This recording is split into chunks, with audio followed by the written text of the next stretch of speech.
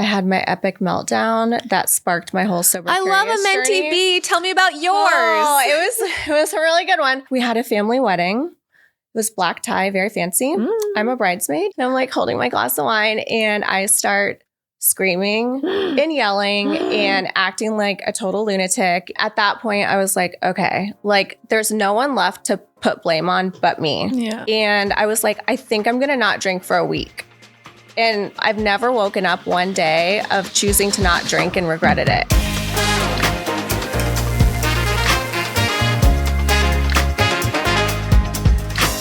Hi, everyone, and welcome to Recoverycast. This is a podcast where we share real stories about mental health and addiction recovery.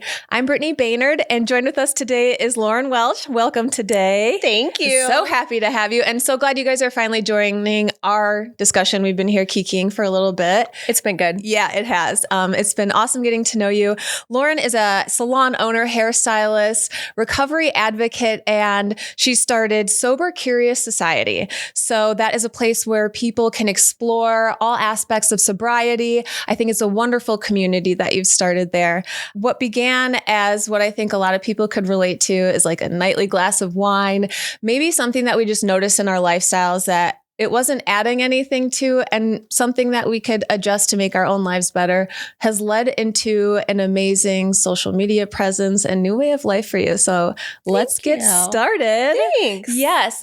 So I want to take it back, but I also want to like get an idea of you taking it back. So like explain you as a kid, tell me about your childhood, all that fun stuff. Yeah. So I had a quote unquote normal childhood. I was born and raised in Tampa, Florida. I'm the oldest daughter. I have a brother who is 4.5 years younger. And I've always just been very social and outgoing. Yeah. I did dance and cheerleading my whole life. Dance too, yeah. All the time. Yes. I loved it. And then, I loved school. I had a whole bunch of friends. I was in the gifted program starting in 3rd grade. Okay, that was not me, but yeah. No, I joke. I'm like, I was like the dumb one out of the gifted kids. So you're like, how did I get here? Literally, I'm like painfully terrible at math, but I like skim by somehow. But I feel like, I had a really great childhood. I get that, like super social, outgoing, lovely, everything's fairly good, like normal childhood. Mm-hmm. So what's your relationship like with alcohol? When did you first start experimenting? So probably high school. Okay. Was like, actually, I take that back. I think I was in 8th grade and I got invited to a high school What party. was your first drink at that party? It was a red wine cooler, Oh, a couple of them, and I threw it up all over white carpet. Lovely, Yeah, it was great. lovely. So not a great start to the whole situation. But a common start. Yeah, not the best. Yeah. During that first experience, did you feel any type of way about it? Or did you feel like that was a pretty like normal drinking experience? Looking back as an adult, definitely too young, in my opinion, to start it. I think as adults, 12. We all feel that way. It's like, especially if you have kids, you're like, please don't ever do that at that age. Like 100%. I conceptualize like that as a child. Yeah. But back then, like you're like, I'm grown. Yeah. I thought I was like, cool. Give me my bagged wine. 100%. So sick. Yeah. I know. It was bad. Yeah. But probably high school was when, I started to like dabble and got more into it. Okay. And then in just like social settings, or does that ever become like a drinking on my own type thing in high school? Not in high school, not drinking on my own. When I grew up in a town called Land O'Lakes, and I don't know if you've like ever... the chips? No. Wait, everyone what's Land O'Lakes? What? The butter. Okay, there we go. We actually don't make it, which is so funny. Interesting. Yeah. Did you know like bourbon has to be made in Kentucky, but like I think it's a dry county? Are you kidding? No, it's I truth. never knew that. Truth. More fun facts for you. I know. Like corn sweat. Yeah. I can't.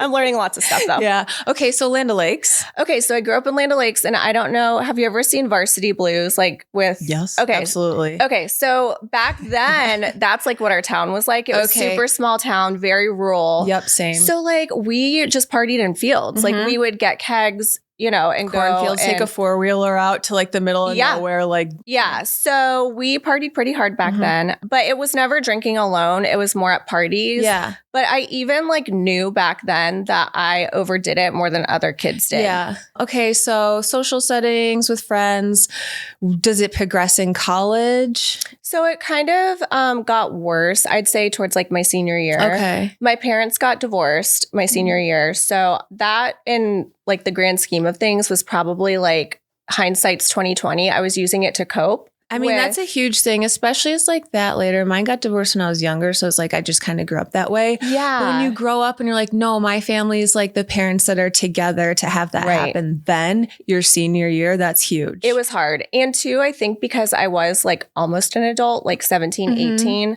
I kind of like knew too much about it, I think at the time. Yeah. And even though I could converse as an adult, mentally I wasn't there. Right. Because you're in it as the child. Yeah. And I just used it to really like escape. And I didn't realize it at the time because I just thought I'm like carefree and having fun. Yeah. But that's probably when it got like more extreme, I would say. Did you ever dabble in like other substances or just alcohol? I did. Yeah. I'm super thankful that anything that has like an opioid makes me violently sick. So I never have liked any of that stuff.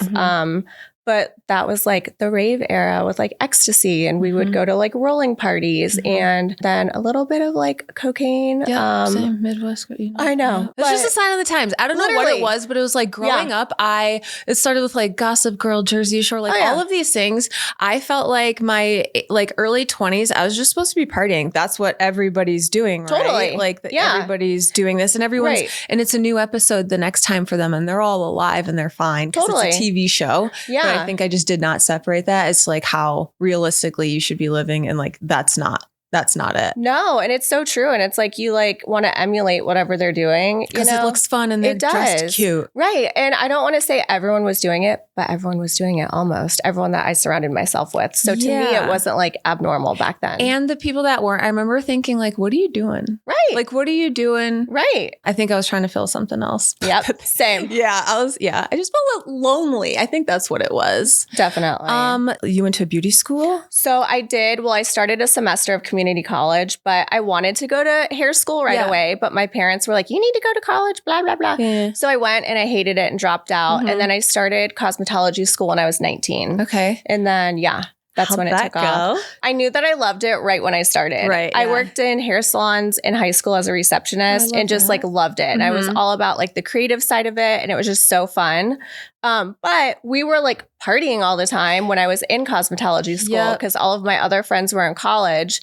So, we were like the bad kids. Yeah, it's like a different schedule type of thing. Yes. Yeah. I worked in the restaurant industry with a couple girls that were also going to cosmetology school. And I felt like they're like, oh, it's very similar. Like we're all going to go out to party tonight. It's like your little crew. Totally. Okay. Yeah. And does this ever become like an issue in regards to like, this was fine before, I can maintain this, but like now school's taking a hit. Now my personal life's taking a hit.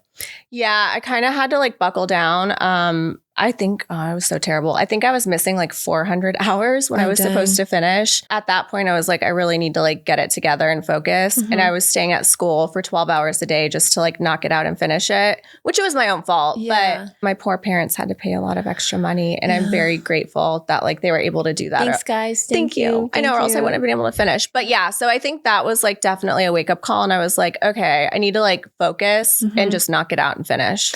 The thing was to focus harder, but to not stop doing the thing that was like pulling you away from focusing. Totally. Because that would prevent like the social aspect of it. And also sometimes it's like, I can't imagine at that age when I put myself back in that, we were having so much fun. And if I were to be like, oh, I'm just not going to do this anymore, I think I would have felt the potential of being left out. Oh, for sure. I mean, that's what my whole life revolved around was like the bars, going out, partying, everything we did involved drinking, no matter what it was. And it gives you like affirmation too, because sometimes in that scene, you're like the fun it girl. Right.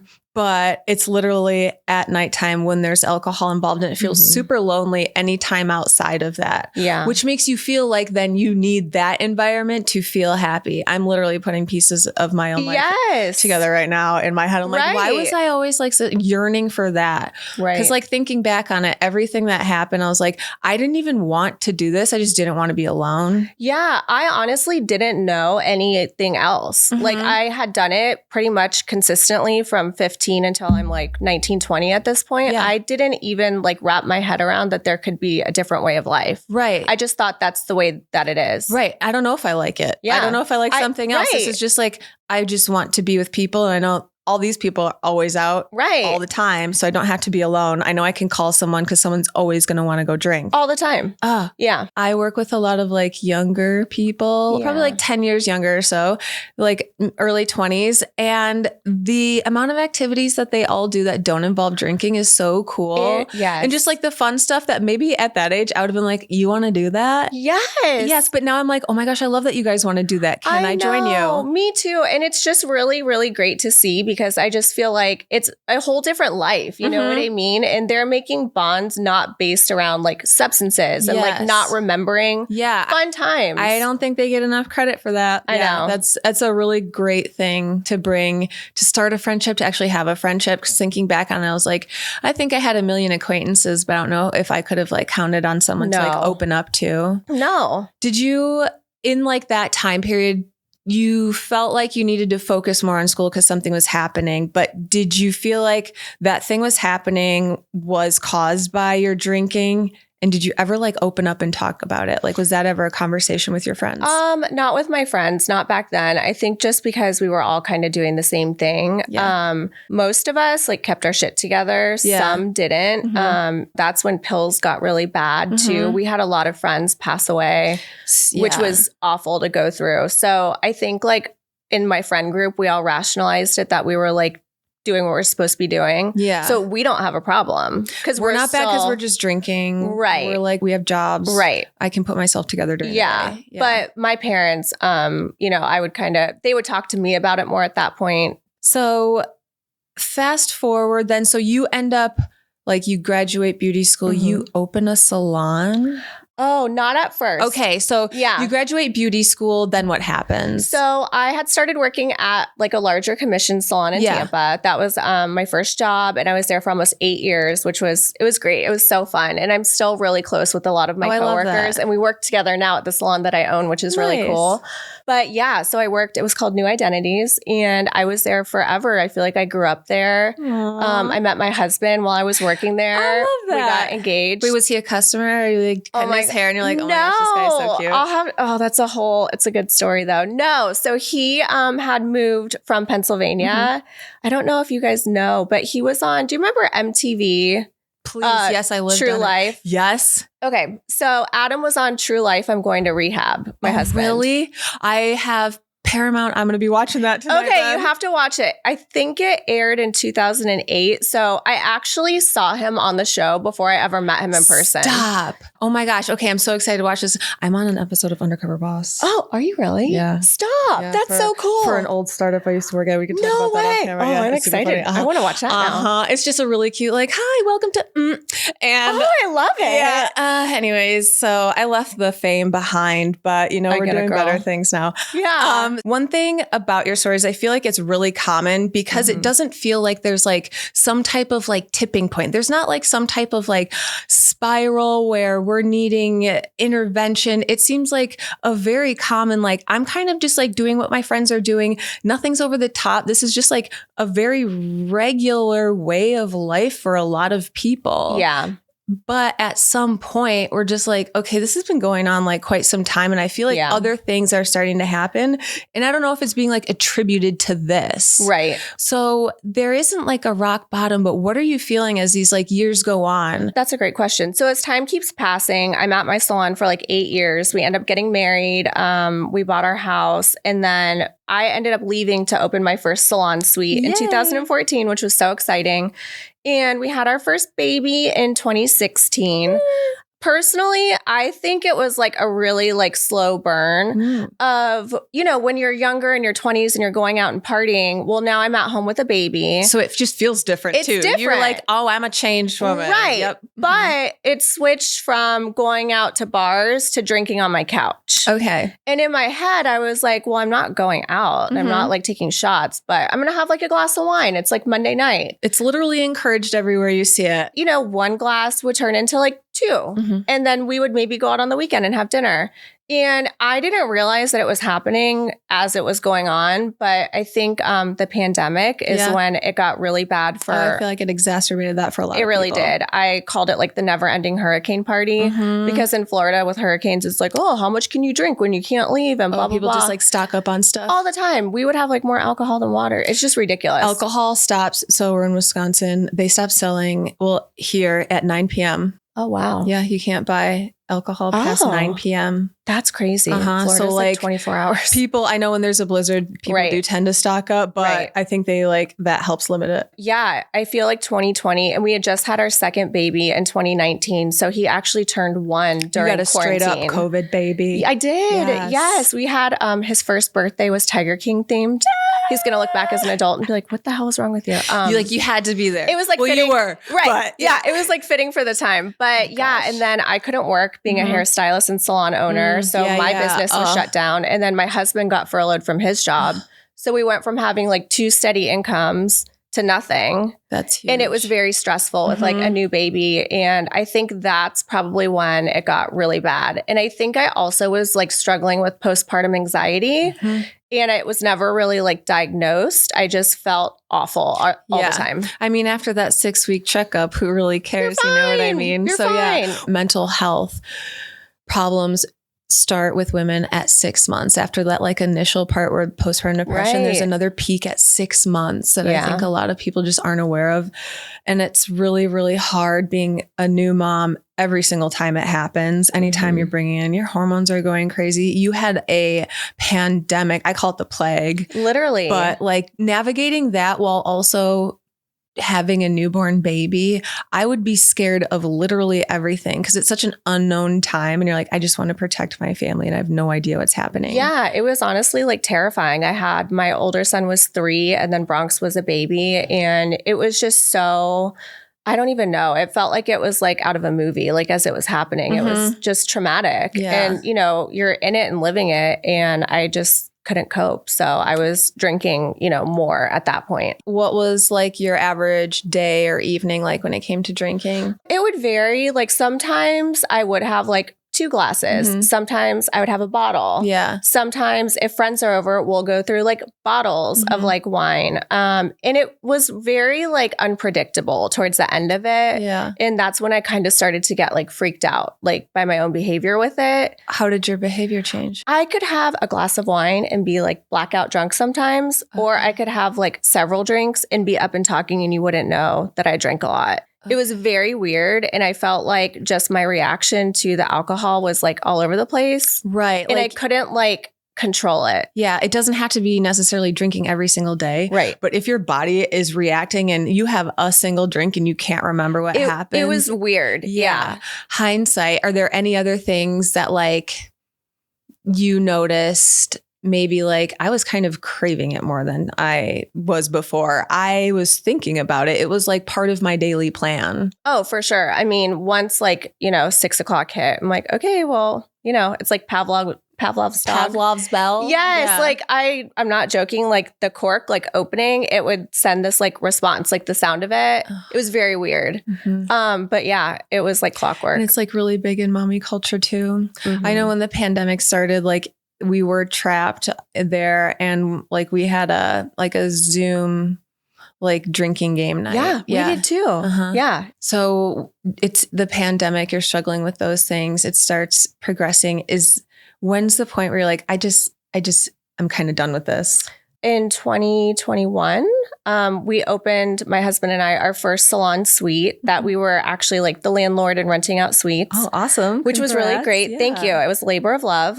Very, very stressful. We had just opened the salon suite in December, and then Adam's grandmother passed away, which was very sad. So he's from Pennsylvania. So he flew to Pennsylvania with his brother Pete and Art, his dad. And the day that they flew home, Adam's brother Pete died suddenly. He was 41, totally healthy, no issues, like healthy, fine the whole time on the trip. I think it was Sunday. They got home. They're texting about football. We go to bed. And then we're woken up in the middle of the night that Pete died. Oh my gosh. Yeah. It was one of the most just like traumatic I don't know, losses I've ever been through. And it happened like that. And that's when my drinking got bad. Because I was just so sad and so angry. I can't imagine. Honestly, that has to be the most shocking thing. How do you even how do you put those pieces together? Someone's just here and they're not, especially someone so close and so young. Yeah, we were really close. He was our son's godfather. He was my husband's like best friend. I'm so sorry. Thank you. It was really, really terrible. And I think, loss sucks no matter what type of loss it is. And I'd grieved, grandparents who had lived long, healthy lives, or friends with like tragic things like car accidents or, things like that. But this was just so unexpected and out of thin air that I think I was just so mad. And like, I was like pissed. Yeah. Like I was so angry. And like, I can't put a reason to this for everything else. Like I can see it like a car accident. Okay, I get that. Like someone living their life. I get that. But why? Why? So that was like 2021, 2022-ish era. And then my dad actually had a stroke 2 weeks after Pete died. Oh my goodness. Yeah, he lived in Denver at the time and had a stroke. So Pete died. Your family went through that so hard. It was a lot. Yeah. So I think a combination of Pete's passing and my dad having the stroke was like set me over the edge. I would feel a complete lack of control in my life. Yes. Especially during the pandemic too. And still like easing out of that. Right. Oh my gosh. Okay. So how does your family handle that? I think that with my job, I don't know if it's a good or bad thing, but I'm used to like compartmentalizing things. I know what you mean. There's a special face for this place. Yes. And it's kind of a safe place. And that's why I keep it here. Right. Yeah. So I was actually the one who helped like organize Pete's whole service because his dad and stepmom lost their only son. So I kind of just went into like, okay, I need to get shit done mode. And was distracted with that. But yeah, it was really hard and obviously hard for my husband and my kids at the time.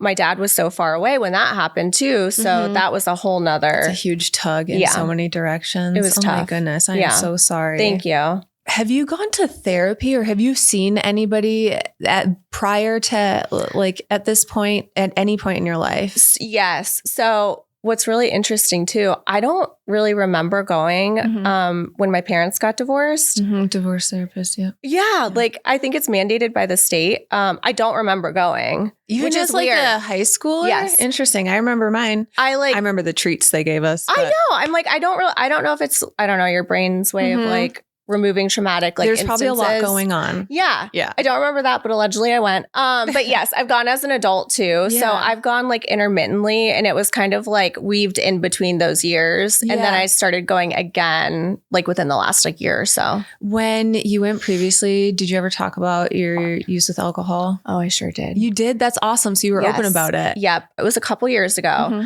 So my husband is a saint and a lot of our arguments would be stemmed from when I was drinking because, I would have things that would bother me or come up and you get liquid courage and you want to talk about them. Yeah. It turns it into something and you're like, I'm right, but I can't say it right now. Right. Yeah. And like hindsight, he would never tell me what to do. He dealt with addiction and, recovered from it and everything. So he was the one who just like noticed how it was like affecting me. Yeah. And I think like out of care was like, what are you doing?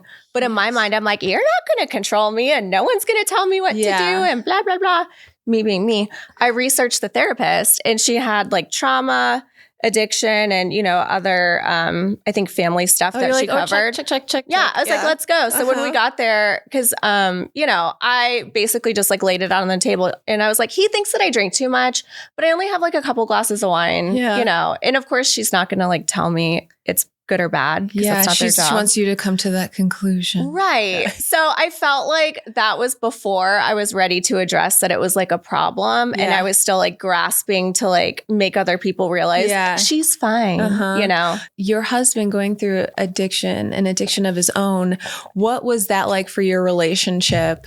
Did he see something? He saw an issue with your alcohol use. Like, what was that like? He got sober right before he turned 21. Good for him. Yeah, That's it was really cool. Wow. That's when he went to Florida from Pennsylvania. It was on True Life. It was really great. That's amazing. Yeah, it's really, really cool. I'm really proud of him. And his was pills. He was a wrestler and had a knee injury and got addicted. Yeah. So he was never really a drinker. He would like drink like socially back then. Yeah. he was never judgmental of me drinking or like made me feel bad about it. Like, especially while we were younger, because I feel like that's what everybody was doing. Yeah. And like, it was still more fun back then. Like, I don't think I was in the same headspace as when it got bad. Yeah. You know what I mean? Yeah. And the behavior changed. So he was definitely supportive, but stern, if that makes sense. Yes, it does. Mm-hmm. Mm-hmm.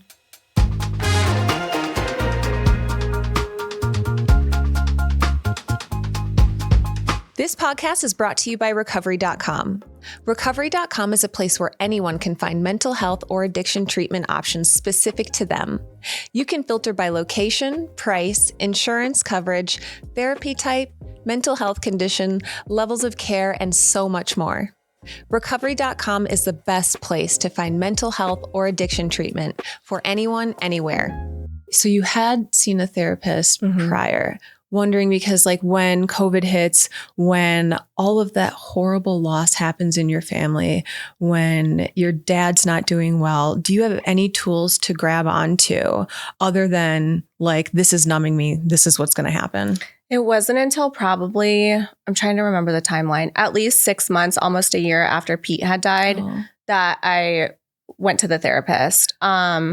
And at that point, I think I was still just not wanting to admit that alcohol was like a problem yet. Alcohol's helping me with my problem. You need to help me with that problem. That's not the thing. Exactly. Yep. That we're just going to not look at. Yeah. But I was like dying inside. Like I was just so depressed and sad and anxious. And, you know, you put on like a good face for like your family and your kids and all that kind of stuff. But I felt like I was like crumbling. Which kind of sucks even more because then people think you're so strong and people don't like genuinely check in on you. No. And you're like, I need it the most right now. And I'm not going to like tell you, but I'm like dying inside. Right. And it's not even that I like didn't want to share my feelings. I just felt like, how do I say it? And like, if I say that something's wrong, what's going to happen? Yes. You know? Also, it kind of, I don't know about you. Sometimes I feel like a burden. I've been like really introspective for most of my life. I mean, what does telling you and dumping on you, what is that going to do? It's going to like burden you with something.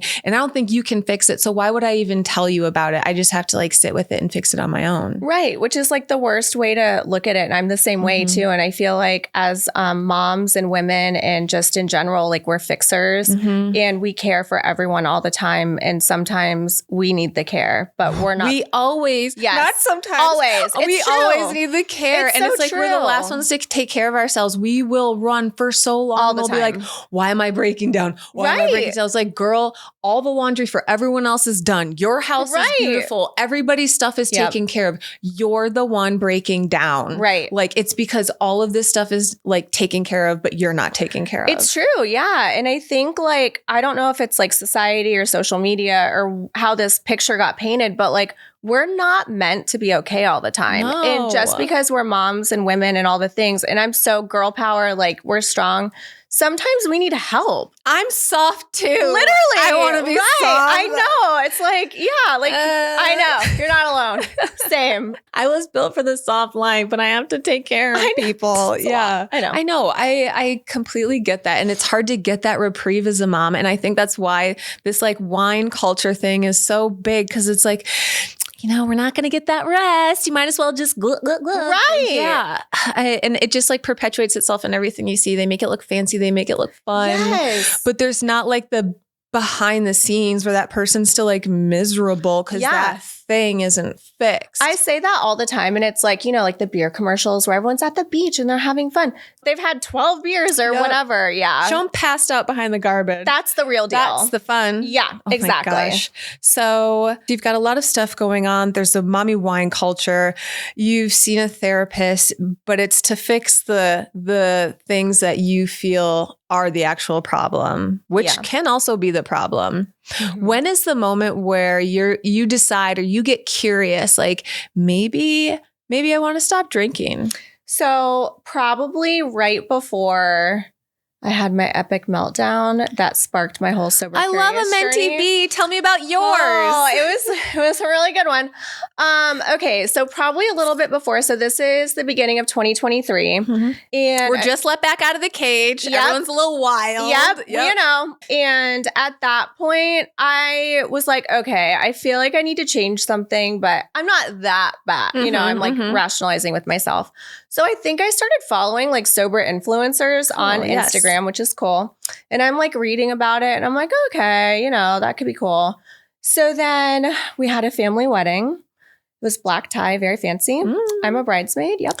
Lucky so fun. Okay. It was great. So it was my stepbrother, Alex, and his wife, Katie, who I love more than life. They're the best. And so we're so excited for this wedding. So there is a guest who is invited who I had a very big falling out with. We don't like them? No. Okay. So I was already like trying to mentally prepare for her being there. Yeah. Which mentally preparing is like double fisting, like you get that conversation ready in your right. Yeah. Oh yeah. I've rehearsed this for a year and a half, like what I'm gonna say. So, you know, we're on the dance floor and I'm like holding my glass of wine and I start screaming and yelling and acting like a total lunatic. And I did not say what I wanted to say. It came out in a very horrible way. Yeah. She ended up leaving the wedding, and then I continued to be mean to my husband and my mom. It was not my best moment. It was horrible. So I woke up the next morning with like the worst anxiety you can ever think of. Shames. It's just like, oh shit. Like I know this was someone really find bad. my rock that I have to go Literally, I was under. ready to like crawl like on the floor. So Katie, the bride, actually called me to see if I was okay. Luckily, I didn't destroy her wedding. And Katie it was sounds really nice to check in on sweet. you. I know. And I honestly just felt so bad because I couldn't set aside my own feelings and have like the emotional regulation to deal with it. And I just didn't want to ruin their day. Like it wasn't about me, but luckily the wedding still went on and it was okay. But that day, I mean, I had like a full on like meltdown. I was like hysterically crying, just like bawling, shaking, like on my floor. And I don't know if it's God, universe, divine, whatever you believe in. I heard a voice and it was like, what are you doing? You're ruining your entire life.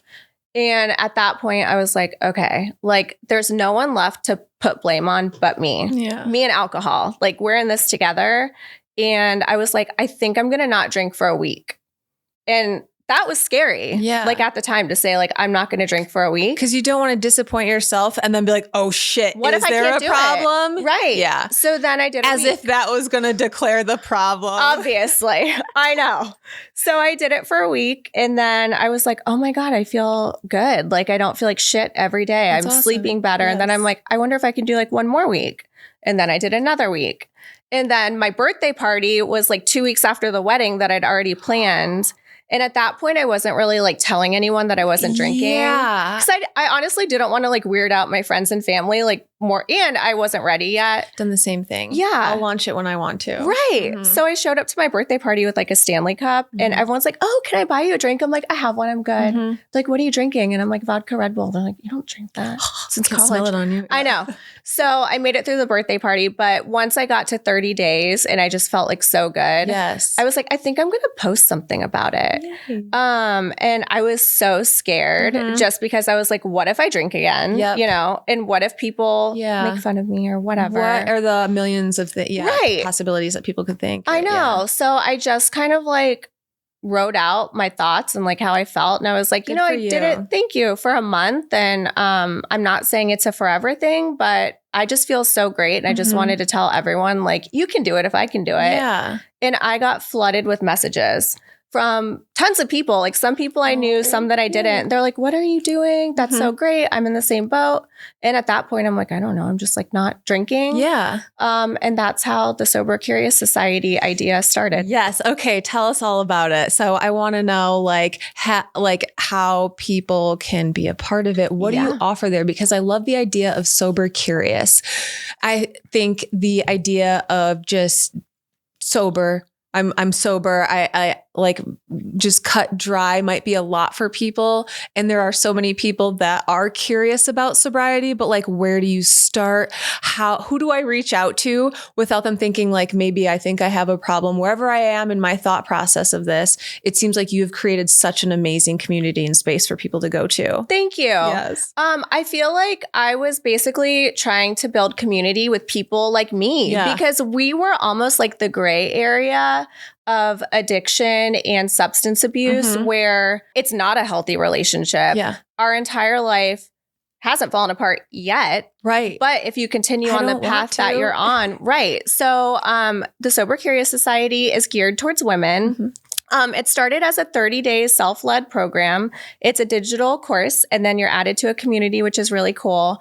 But it basically just deep dives into like, why are we doing what we're doing? Like, what got us to the point to spark curiosity? Yeah. Because something did, which is great, in exploring it. And then I am such a nerd and like love learning the science behind alcohol. Awesome. Cool. I was, because I'm like, oh my God, poor me, I'm the only one. No, it's science. Like it literally affects like your brain, and this is what it does to your gut, your mental health, your sleep. My anxiety, all of that. So that's a module in it too. And then mocktails are so fun. You've got some mocktails. We've got mocktail recipes. Yes. And then basically just like getting comfortable with going in the wild and socializing without the alcohol too. Yeah. So you've been sober for how long now? 2.5 years. Okay. So that first, like, I'm just not going to do it. That worked, and you hit your 30 days, you share it.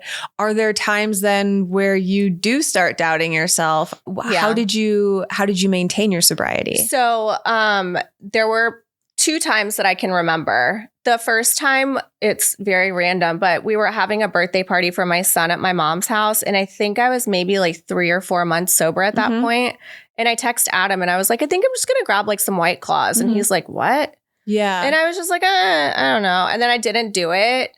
And if he wouldn't, which this is why I love him, he's one of the only people that will tell me what's up. You know what I mean? Yeah. Like, you're being dumb. Like, you don't need to do that. So that was one time. And then the other time, we literally had a camper burn down in our backyard. Yeah, there was a camper fire and it was just so stressful. Thank God nobody got hurt. Oh my gosh. Yeah. And at that point, I was like, I really want to have a drink. And I actually called one of my friends who is sober.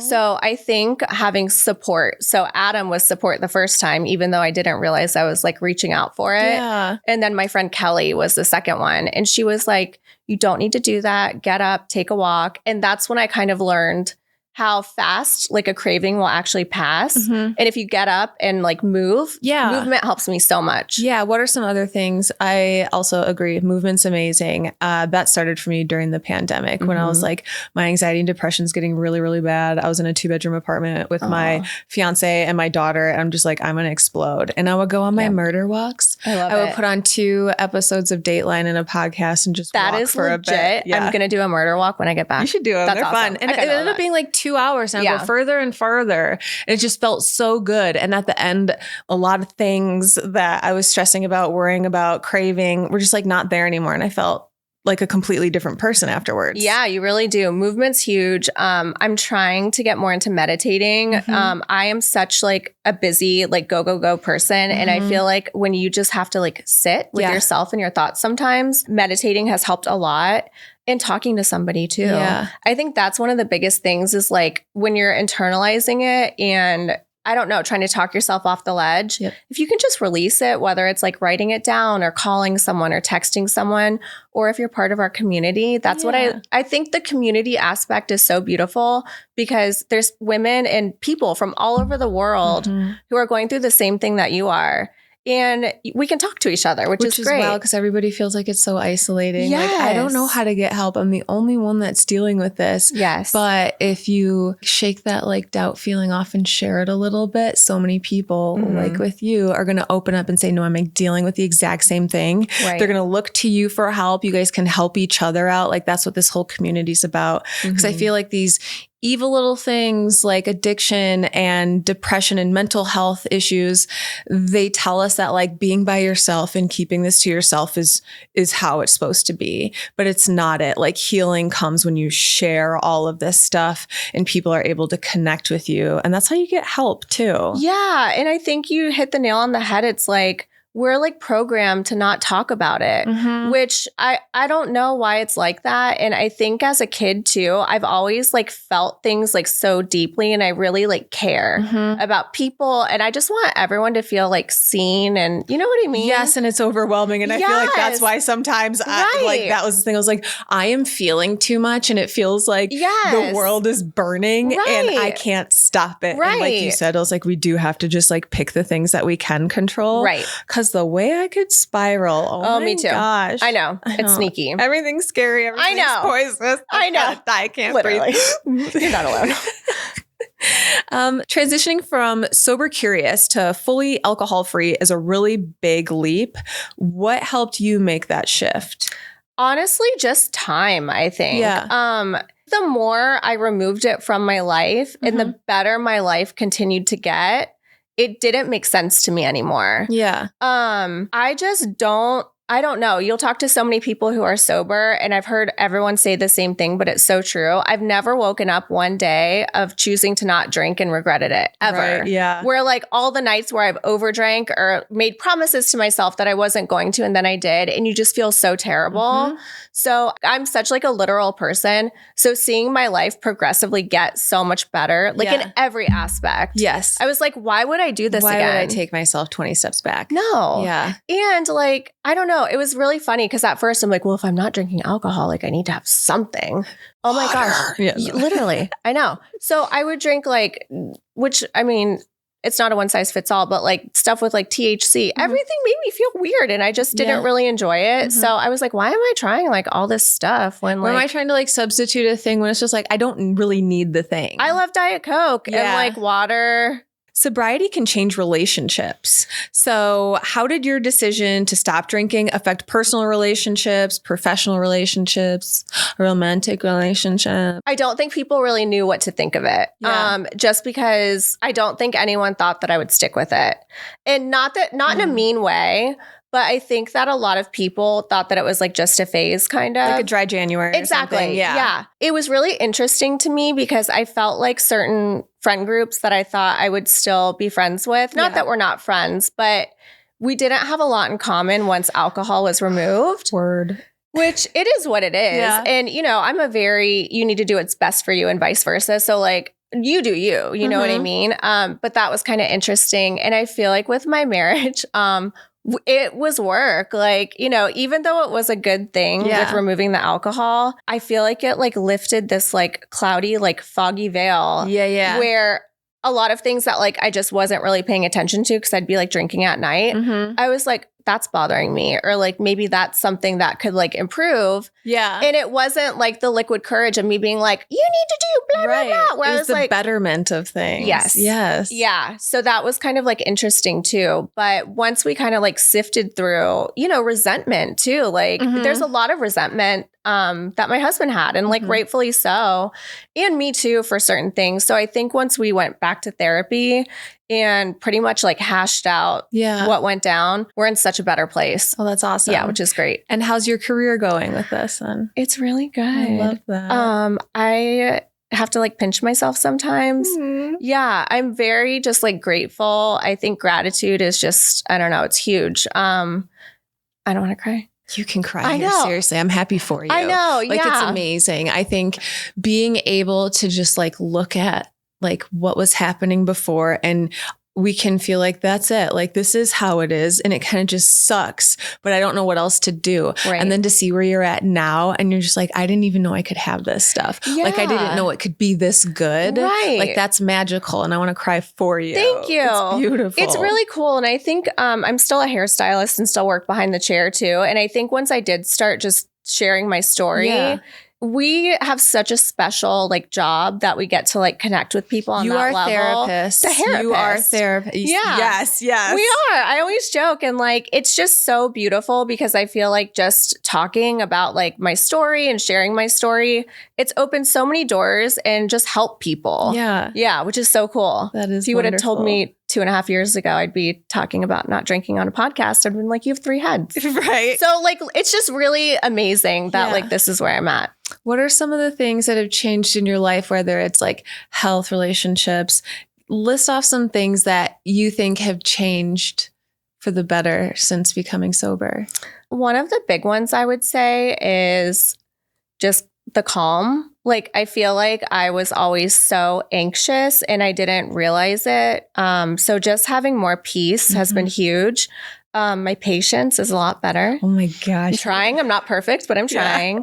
And I'm really just trying to work on like meeting people where they're at. And just because, you know, you expect certain people to like respond or act a certain way. Yeah. Just like calming down a little bit with it, which is good. Yeah. So running Sober Curious Society, what gave you that push to start that? Because I feel like sometimes it's like there's a while where people are kind of like, the shame of things are holding me back from doing things. But what gave you the push to start that? So one of my mentors, her name's Jamie C. She was in the hair world and made a pivot. So she has a coaching business now. And I kept seeing her Instagram with coaching stuff. And it basically, she has a plan. It's called the CEO Club. And it teaches you how to build a course. So I had started just talking on my Instagram about sobriety and just the feedback that I was getting from people. I was like, there's something to this. Right. And I hadn't really seen anything that was like that, where it was like more sober curious.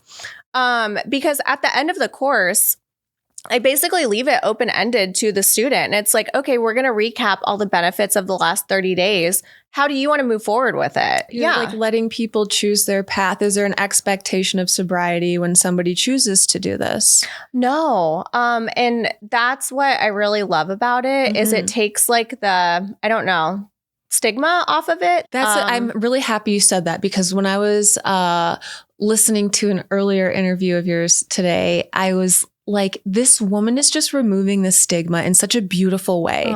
Because I feel like some people are like, how am I supposed to look into this? And how am I supposed to like get a recovery? Like, I don't need residential, but I'm very interested in learning. And I don't know if I want to be sober right now, but like, you are covering this gray area, this huge gray area of people that just want to learn more, just want to educate themselves, because I feel like education is how people like can better themselves in every single aspect. You can make an informed decision for yourself when you are educated on the thing that you're worried about, that you're interested in every single way. So this is providing that like that resource, that community, that like peace that a lot of people need, that just want to know more so they can make an informed and better decision about their own lives. That you hit the nail on the head too. And like, it's just not a one size fits all. I feel like for everybody, I've chosen to stay sober, but that doesn't mean that someone else has to. If you're to the point where you know that it's not serving you and you're wanting to reevaluate your relationship with it, you need to figure out like what is a missing piece for you. And what's going to make you feel good and like serve you the best. I'm coming out with basically like a mini course, because the original one that I launched is a 30-day, which might be intimidating still for some people. So I'm going to do like an intro, like a starter kit. I love that. Thank you. I just started working on it. I'm excited. I think for people who like want to get their feet wet, but they're not ready to commit to 30 days, it would be like a great intro. Put your little tootsies in. Yeah. That's exciting. Thanks. So looking back, what feels the most different about life alcohol-free and previous years? I just feel like myself. I didn't really know, to be honest, who I was without alcohol, because I drank for decades, like consistently for decades, aside from being pregnant. But I just am really loving getting to know like who I am in like a clear state of mind. Like, what do I like? Yeah. What do I really like? Right. Yeah. And Getting to know yourself is such a beautiful thing. It actually really is. And it sounds so cheesy, but like, it's just relearning like me. And like, I just really love to like help people. And I love, you know, my family, and just showing my kids like what's possible too is huge. I think also getting to know yourself in a clear head maybe makes you appreciate yourself more and like all the beautiful aspects of yourself. It really does. And I think like when I was on like the hamster wheel of just like drinking and like the self-deprecating thoughts and stuff like that, I was so hard on myself, and I was like beating myself up mentally like every single day. Yeah, you feel like you're the worst, but you're not worth doing anything better. Right. And that's just how it was. And I think now like I love myself, and like I think that I deserve love. You do. Yeah. Yes, you deserve all of this. Thank you. Thank you. I know. What is the biggest thing that surprised you in sobriety that you did not think that you would have? I think the biggest thing would be that I'm capable of doing a lot more than I thought that I was. Yeah. Not just like professionally, but just like as a person, and like how I can leave the world, if that makes sense. I love it. You're like, I can do this. Yeah. I don't doubt myself as much. No, it sounds so like cliche, but once I was like, if I can quit drinking, I can do anything. And like, I really believe it. Yes. Like, I'm delulu about it. It's wild. The best type of delulu. The best type, yeah. Yes. But I was like, yeah, if I can do this and stick with it, I don't think there's anything that I but like, can't how do. delulu are you? Because you are sober though, so. I know. I can't. It's real. So if someone is sober curious, but scared to start, what is the first step you would tell them to take, other than getting this intro class that you're about to drop? Thank you. You're so sweet. I would just have them just sit down and write out 5 things. Like, why are you where you're at? Like, what brought you to the point of being sober curious? Yeah. Write it down and start from the smallest one. And, you know, it's usually situational things or things about yourself that you want to change, and just start from the bottom. I love that. And like slowly chip away. Yeah, it doesn't have to be this huge thing right away. No. You can like analyze it and look at it. You can take it piece by piece instead of getting overwhelmed with this huge picture of, I don't know, what I compare it to like if you've ever tried to make like food changes, like healthy eating and working out. And all, I've tried to do all of it at the same time. And I'm like, this is for the birds. Yeah, that's my ADHD when I'm like, we got to change everything, all of it right now. Bad. And then we do this now. And then I do that for a week. I'm like, I can't eat only spinach and orange juice. I'm going to die. Same. Yeah. It's too much. Start small and then reach out to somebody who can support you in it. Yeah, support. Yeah. Support. It's huge. So imagine it's 2 a.m., someone's searching for help. What would you say to them? You're not alone, and it gets better. And just because you're in whatever headspace you're in right now, it always gets better. Yes. It does. I promise.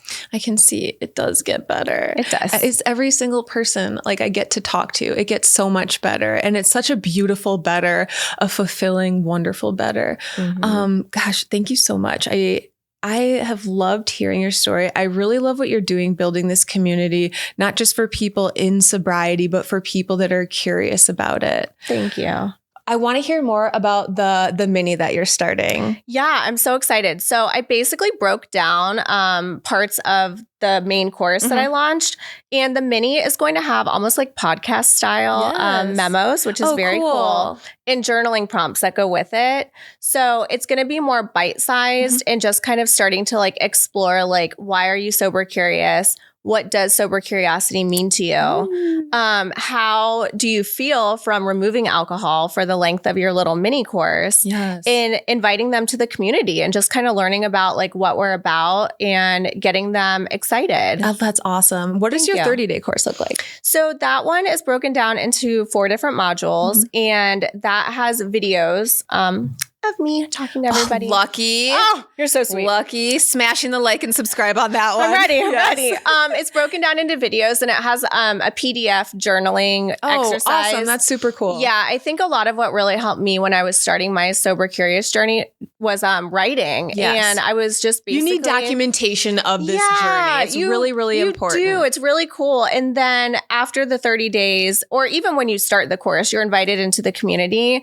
And I'm actually connecting with some other sober influencers, and we're doing like live events too. Oh, I want to go. I want to Come go. to Tampa. Yeah. That's so please. It's anytime. so cold here. Anytime. But yeah, I'm trying to focus more on just getting like the community going and having live events too. Yeah, I love the live event aspect of it. Me too. What is the community like online? It's just starting. It's newer. Yeah. And we're going to do weekly calls. Okay, cool. So I'm going to— Like group calls? Yeah, group calls. And you can watch a playback if you're not there for the live one. Oh, nice. And we can do Q&As. So if people have questions, they can write their questions in, and then just cover like different weekly topics of like what we're navigating. Oh my gosh, that is so cool. Thanks. I cannot wait to see that community grow. Thank you. You're empowering women. I absolutely love that. Thank you for sharing your light with so many people. Thanks for allowing me to. Anytime. Thank you. Well, thank you for joining us. This has been an amazing story. I hope you all have gained so much out of this. Please tell us where everyone watching can follow you. What are your socials? You can follow me at Lauren Welch, and then the SoberCuriousSociety.com. Awesome. Yes. Thank you all so much for joining us. We will see you next time.